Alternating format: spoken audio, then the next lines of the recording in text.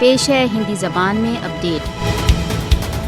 6 जनवरी 1993 जब 60 कश्मीरी नागरिकों को भारतीय सशस्त्र बलों द्वारा मार डाला गया। 29 वर्ष व्यतीत हो गए, परंतु सोपोर हत्याकांड के त्रस्तों को न्याय नहीं मिल सका। 29 वर्ष की अवधि व्यतीत होने के बावजूद सोपोर हत्याकांड के हत्यारे खुले घूम रही हैं। सोपोर हत्याकांड की हृदय विदारक स्मृतियां कश्मीरियों के लिए आज भी यथावत हैं। टाइम पत्रिका ने सोपोर हत्याकांड को कश्मीर के इतिहास की सबसे भीषण दुर्घटना कहा है। अवैध अधिकरण के कारण कश्मीरियों को निरंतर सोपोर जैसी त्रासदियों का सामना है। मोदी की कश्मीर पर अपने अवैध अधिकरण को बनाए रखने के लिए सोपोर के प्रकार के अन्य हत्याकांडों की योजना है। जम्मू कश्मीर का इतिहास अवैध हत्याओं तथा सोपोर जैसे हत्याकांडों से भरा पड़ा है। सोपोर हत्याकांड भारत द्वारा अवैध रूप से अधिकृत जम्मू कश्मीर में भारतीय बलों के जघन्य रक्तपात में एक रहेगा। भारतीय बलों ने भारत द्वारा अवैध रूप से अधिकृत जम्मू कश्मीर में 25 से अधिक इस प्रकार के हत्याकांड किए हैं। भारत सोपोर के प्रकार के नरसंहार कर कश्मीरियों को भयभीत करना चाहता है। भारत द्वारा अवैध रूप से अधिकृत जम्मू कश्मीर के हत्याकांडों ने भारत के तथाकथित प्रजातंत्र का पर्दाफाश कर दिया है। सोपोर के प्रकार की दुर्घटनाएं कश्मीरियों को अपनी स्वतंत्रता प्राप्ति के लक्ष्य से नहीं हटा सकती। सार्वभौमिक मानवाधिकार संगठनों को भारत द्वारा अवैध रूप से अधिकृत जम्मू कश्मीर में भारतीय सशस्त्र बलों द्वारा किए जा रहे हत्याकांड की पड़ताल करनी चाहिए। विश्व को कश्मीरी जनता के रक्तपात को रोकने के लिए आगे आना चाहिए।